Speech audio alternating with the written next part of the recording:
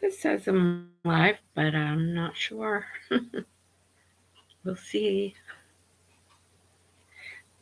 Just waiting to see if there's any bored people this morning wanting to come on. I'm not sure. I set it for 6 o'clock, so I don't know if it's even gonna go or it will pop on at 6. So this is a learning curve. I'll be reading from the Mackey book again. I picked a few little stories, but I'll wait till 6. So that's 3 minutes. So, good morning, everybody. No makeup, no jewelry, still in my pajamas. The fun of being live and bored before work since I was up since 4. So, a couple more minutes. I don't know how to know if people are in here. So it'll be awesome when I finally get a person in here. Otherwise, it's just going to replay, right? And maybe people can look at it. I guess my last 2 live ones got 2 people each. Not during my live, but after. So yeah, let's see. Let me expand this.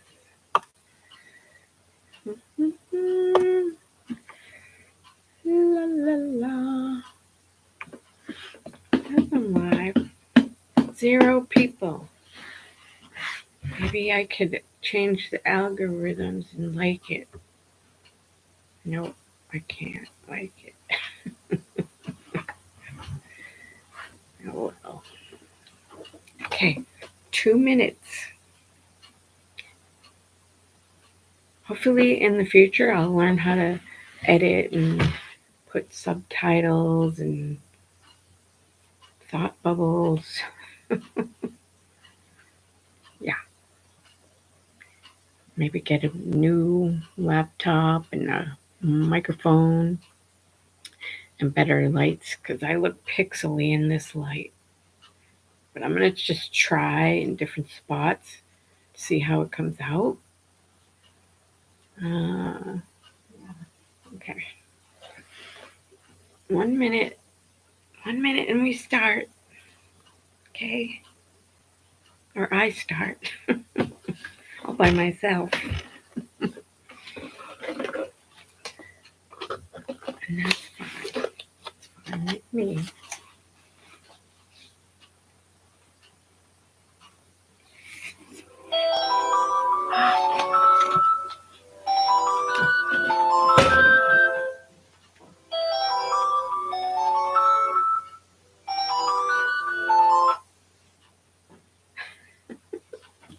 Okay.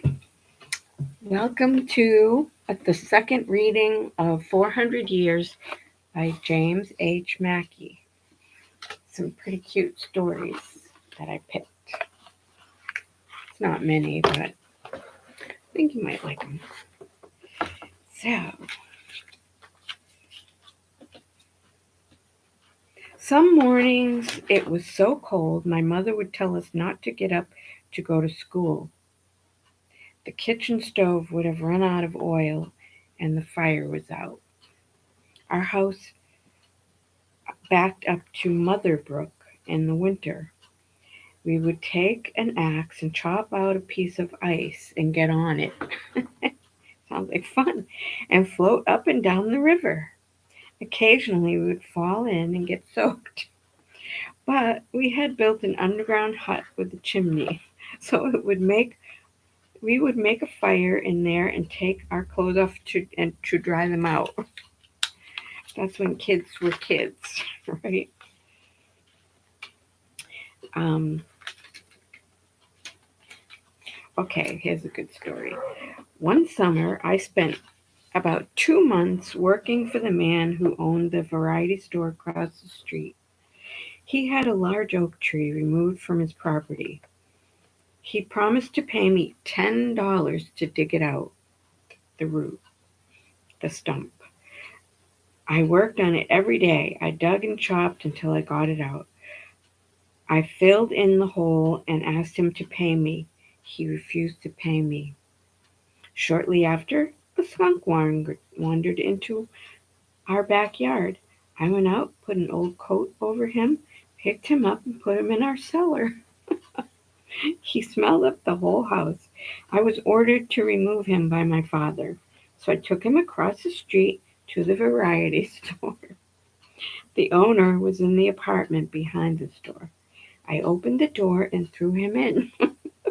By the time they knew he was in there, he had sprayed everything in the store. They had to close the store for several weeks. He called the police and sent them to our house. When I told the officer the story, he just laughed and said, "Don't worry about it." We never heard any more about it. I never went into the store again. Okay. The basement was my favorite place in the house. I was always making something. In the winter, we kept our chickens in the cellar.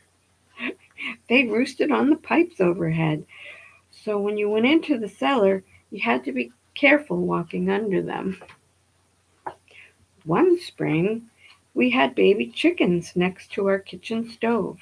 They were too small to put outside. I got a mastoid ear infection that wouldn't go away. The doctor came to the house, noticed the chickens, and told my mother to get them out of the house. They were carrying the infection on their feathers. Shortly after, the infection cleared up. And the last story, for fun, we would get a group of kids together, tie a rope on the top of a small tree, bend the tree down to the ground, and let one of the kids sit on top of the tree.